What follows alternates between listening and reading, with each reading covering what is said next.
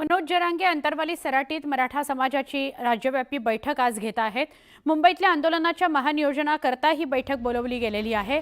बैठकीकरता गोदापट्ट्यातील 123 गावांसह राज्यभरातून मराठा बांधव सहभागी होतील। दुपारी 12 वाजता ही बैठक आयोजित करण्यात आलेली आहे। या सगळ्याविषयी आपण थेट बोलूया आमचे प्रतिनिधी सिद्धार्थ गोदाम यांच्याशी। सिद्धार्थ, 12 वाजता आज बैठक बोलवली आहे मनोज जरांगेंनी, काय अधिक माहिती? 29 ऑगस्टला मराठा समाजाचा मोठा मोर्चा जो मुंबईला जाणार आहे त्यासाठीच्या नियोजनाची ही महाबैठक आहे आणि बैठकीच्या ठिकाणी आहे लोक जे आहेत जमायला सुरुवात झालेली आहे। अजून 2 तास बैठकीला आहेत। मात्र अंतरवाली सराटीकडे येणाऱ्या सगळ्या रस्त्यांवर गाड्यांची आता जाम गर्दी झालेली आहे। मात्र या ठिकाणी लोक जमायला लागले। नेमकं मनोज जरांगे पाटील या महाबैठकीमध्ये काय नियोजन सांगतायत, कशा पद्धतीची सगळी रणनीती या ठिकाणी लोकांना सांगतील आणि लोकांचे सुद्धा काही या ठिकाणी विचार घेतील आणि त्यानुसार एक फायनल आराखडा या ठिकाणी जाहीर करतील अशी शक्यता या ठिकाणी आहे। घोषणा देत लोक अंतरवाली सराटीमध्ये येत आहेत। काही लोकांशी सुद्धा आपण बोलण्याचा प्रयत्न करूया की काय म्हणणं आहे नेमकं आता। आज 29 जून 2025 रोजी मनोजदादा जरांगे पाटील जो आदेश देतील तो सर्व अखंड मराठा समाज महाराष्ट्र राज्य बंधू भगिनी आम्ही मान्य करणार आणि मनोजदादा जरांगे पाटील यांच्या पाठीशी खंबीर उभा राहणार आणि मुंबईला जाऊन आम्ही 29 ऑगस्ट रोजी आम्ही मंत्रालय पॅक करणार, जाम करणार। आमदाराला मंत्र्याला आम्ही फिरू देणार नाही। आमचं हक्काचं दिल्याशिवाय आम्ही त्यांना फिरू देणार नाही। निश्चितपणे महिला सुद्धा यायला या ठिकाणी सुरुवात झालेली आहे। काय म्हणणार एकंदरीतच, काय मनोज दादा सांगतील? आता मनोज दादा जो काही आदेश आपल्याला देणार आहे, मराठ्यांनी त्यांना सरसेनापती मानलेलं आहे। लोक पंढरपूरला जातात, परंतु आज आम्ही आमच्या खऱ्या विठ्ठलाच्या दर्शनाला आलेलो आहे आणि हा विठ्ठल आम्हाला जो काही आदेश देईल तो आम्ही मान्य करणार आहोत। आता मुंबईला जायचं नियोजन आहे तर मराठे मुंबईला जाणार आणि मुंबई काबीज करणार। निश्चितपणे बघितलं आपण या ठिकाणी सुवर्ण की सगळ्या लोकांच्या मनामध्ये काय भावना आहे ती आणि मनोज जरांगे पाटील आता 12 ते 1 च्या दरम्यान बैठक सुरू करतील। त्यानंतर ते मीडियाला सुद्धा बोलतील। मात्र लोकांच्या मनामध्ये आता पूर्ण तयारी झालेली दिसते मुंबई मोर्चामध्ये जाण्याची। नक्की, धन्यवाद सिद्धार्थ, आपण माहिती दिली त्याबद्दल आणि संवाद साधलात त्याबद्दल। आपण पुढच्या घडामोडीकडे वळूया। शिवसेना उबाठाचे नाशिक महानगर प्रमुख विलास शिंदे आज शिवसेनेमध्ये प्रवेश करतायत। 8 नगरसेवक, 10 जिल्हा परिषद सदस्य, 50हून अधिक सरपंच, ठाकरे गटाच्या 40हून अधिक पदाधिकाऱ्यांसोबत ते शिवसेनेमध्ये आज प्रवेश करतायत। नाशिकहून 400हून अधिक 4 व्हीलर्स आणि हजारो कार्यकर्ते जोरदार शक्ती प्रदर्शन करत नाशिकहून ठाण्याला पोहोचणार आहेत। आज ठाण्यामध्ये त्यांचा पक्षप्रवेश होईल। कडाडून नाराजी व्यक्त केलेली आहे उबाठा गटावर। आमच्याहून लहान लहान अनुभवी अशा लोकांना पदं मिळतात, पाठिंबा मिळतो, पण आम्हाला मात्र आमच्या कार्याची दखल घेतली जात नाही, आम्हाला मात्र योग्य स्थान आणि नाव मिळत नाही, अशा प्रकारची खंत विलास शिंदे यांनी बोलून दाखवली आहे। आज ते शिवसेनेमध्ये प्रवेश करतायत।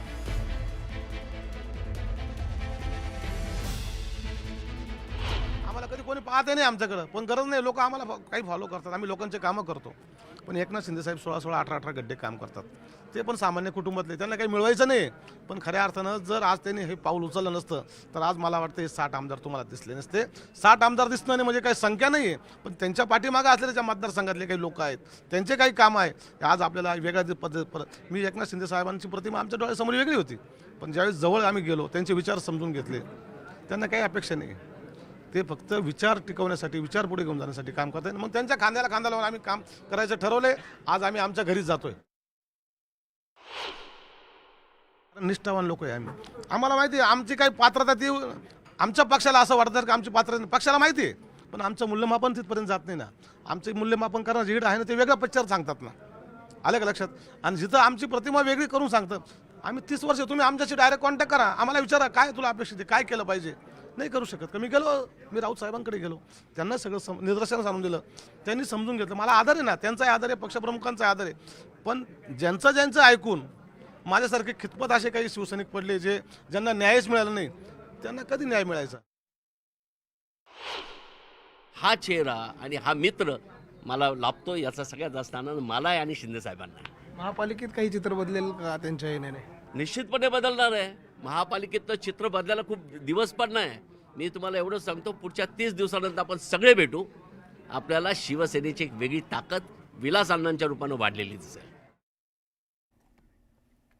नाशिक पाठोपाठ पुणे जिल्ह्याच्या आंबेगावमध्ये देखील उद्धव ठाकरेंच्या शिवसेनेला मोठा धक्का बसलेला आहे. विद्यमान तालुका प्रमुख दत्ता गांजाळे यांच्यासह अनेक शिवसैनिक आज शिंदेंच्या शिवसेनेमध्ये प्रवेश करत आहेत. आंबेगाव तालुक्यामध्ये महायुतीमध्येही दुही निर्माण झाली आहे. नुकतीच शिंदे शिवसेना आणि राष्ट्रवादी काँग्रेसच्या कार्यकर्त्यांमध्ये शाब्दिक चकमक झालेली बघायला मिळाली. यात शिंदे शिवसेनेनं आगामी काळात होणाऱ्या स्थानिक स्वराज्य संस्थांच्या निवडणुकीला स्वतंत्रपणे सामोरे जाऊन आपली ताकद दाखवून द्यावी असं आव्हान राष्ट्रवादी काँग्रेसच्या पदाधिकाऱ्यांनी शिंदेंना दिलंय. यातच आता उपाठा शिवसेनेचे पदाधिकारी शिंदे सेनेत प्रवेश करणार असल्यानं शिंदे सेनेची ताकद वाढणार आहे.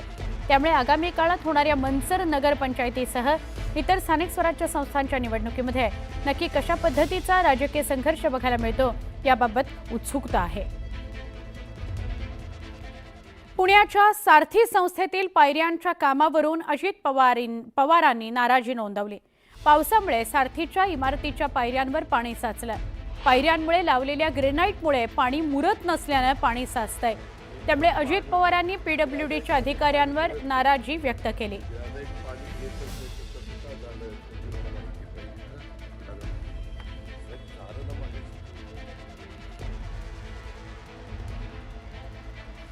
अकरावीच्या ऑनलाईन प्रवेश प्रक्रियेची पहिली गुणवत्ता यादी काल जाहीर झाली. पहिल्या प्रवेश फेरी अंतर्गत 6,32,194 विद्यार्थ्यांना प्रवेशाकरता कॉलेज अलॉट झालेलं आहे. त्यात कला शाखेच्या 1,49,791 विद्यार्थ्यांचा, वाणिज्य म्हणजे कॉमर्स शाखेच्या 1,39,602 विद्यार्थ्यांचा आणि विज्ञान शाखेच्या 3,42,801 विद्यार्थ्यांचा समावेश आहे.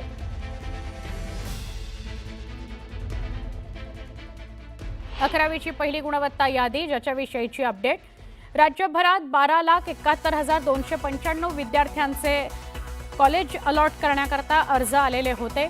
6,32,194 विद्यार्थ्यांना कॉलेजेस उपलब्ध झालेली आहेत पहिल्याच फेरीमध्ये. कला शाखेचे त्यात 1,49,791 विद्यार्थी आहेत. वाणिज्य शाखेचे 1,39,602 विद्यार्थी आहेत म्हणजे कॉमर्स शाखेचे, आणि सायन्सचे 3,42,801 विद्यार्थी आहेत ज्यांना कॉलेजेस अलॉट झालेली आहेत. 4,57,871 विद्यार्थी आहेत ज्यांना पहिल्या पसंतीचं कॉलेज मिळालेलं आहे.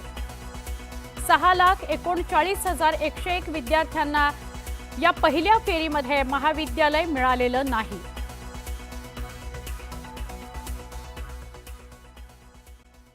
मनसेच्या आंदोलनाचा भाग म्हणून रोज मराठीच्या बाजूने मत व्यक्त करणाऱ्या लोकांचे बॅनर मनसेकडून लावले जात आहेत. मुंबई उपाध्यक्ष यशवंत किल्लेदार हे बॅनर लावत आहेत. आज त्यांनी भाजपचे मंत्री अशोक उईके यांनी मराठीबाबत घेतलेली भूमिका बॅनर स्वरूपात मांडली. याचाच आढावा घेतला आमच्या प्रतिनिधी प्रणाली कापसे कुलकर्णी यांनी. राज्यात सध्या हिंदी सक्तीच्या विरोधात वातावरण तापत असताना मनसेच्या वतीनं रोज वेगवेगळ्या मान्यवरांचे जी काही प्रतिक्रिया आहेत त्या प्रतिक्रियांचे बॅनर्स लावले जातात. मी सध्या मुंबईच्या सेना भवनच्या चौकात आहे, ज्या ठिकाणी भाजपच्या मंत्र्यांचा प्रतिक्रियेचा एक बॅनर लागलेला आहे. मनसेनं जे आंदोलन उभारलेलं आहे किंवा जी भूमिका घेतलेली आहे त्या ती भूमिकाच मुळात राज्यामध्ये असलेल्या भाजप, सेना आणि राष्ट्रवादीच्या या महायुतीच्या सरकारनं घेतलेल्या निर्णयाच्या विरोधात आहे. आणि त्यांचाच एक मंत्री हा काल त्याला प्रतिक्रिया विचारली असता हिंदीतून त्यांनी अशी प्रतिक्रिया दिलेली आहे की मला हिंदी येत नाही, मी हिंदी बोलणार नाही, मी फक्त मराठीच बोलणार. माझा जन्म आदिवासी कुटुंबात झाला असून माझी आई अज्ञान आणि अडाणी आहे. माझ्या आईने मला मराठीत संस्कार दिले आहेत, तेच मी बोलणार, असं स्वतः आदिवासी मंत्री भाजपचे जे आहेत श्री अशोक उईके यांची ही प्रतिक्रिया आहे. आणि ती प्रतिक्रिया मनसेचा जो 5 तारखेचा मनसेचा म्हणण्यापेक्षा राज्यामध्ये जो मोर्चा उभारला जातो आहे, जे आंदोलन उभारलं जात आहे, त्या आंदोलनाच्या बॅनरच्या बाजूला अशोक उईके यांची ही प्रतिक्रिया लावण्यात आलेली. एकूणच राज्यामध्ये हळूहळू या मुद्द्याला घेऊन जे वातावरण तयार होत आहे त्याचं द्योतक असलेला हा बॅनर जो आहे तो मुंबईच्या सेना भवन परिसरामध्ये लावण्यात आलेला आहे. एकूणच रोज वेगवेगळ्या मान्यवरांच्या प्रतिक्रिया मनसेच्या वतीनं बॅनरच्या स्वरूपात लावल्या जात आहेत आणि त्यात आज चक्क भाजपच्या मंत्र्यांचंच बॅनर हे मनसेच्या वतीनं लावण्यात आलेलं आहे. सक्तीच्या विरोधात मांडलेली आहे त्याला सकारात्मक आणि पोषक अशा सगळ्यांच्या ह्या कोट आहेत, प्रतिक्रिया आहेत. तर मला वाटतं की नागरिकांना ह्या कळाव्यात या उद्देशाने मी त्यांचे बॅनर लावलेले आहेत. तसंच अशोक उकई जे आदिवासी मंत्री आहेत ते असतील भाजपचे, पण त्यांनी देखील हेच सांगितले की मला मराठी शिवाय दुसरी भाषा हिंदी येतच नाही, माझ्या आईने मला मराठीच शिकवलेली आहे. तर अशा पद्धतीचा त्यांचा जो कोट आहे तर त्याचा एकंदर अर्थ हाच होतो की आमच्या भूमिकेला कुठेतरी तो साधर्म असणाराही त्यांचा कोट आहे. आणि ते जरी भाजपाचे मंत्री असतील तरी त्यांचं अंतर्मन आमच्या भूमिकेशी सहमत आहे आणि हे लोकांना कळू दे ह्या उद्देशाने तो बॅनर लावलेला आहे.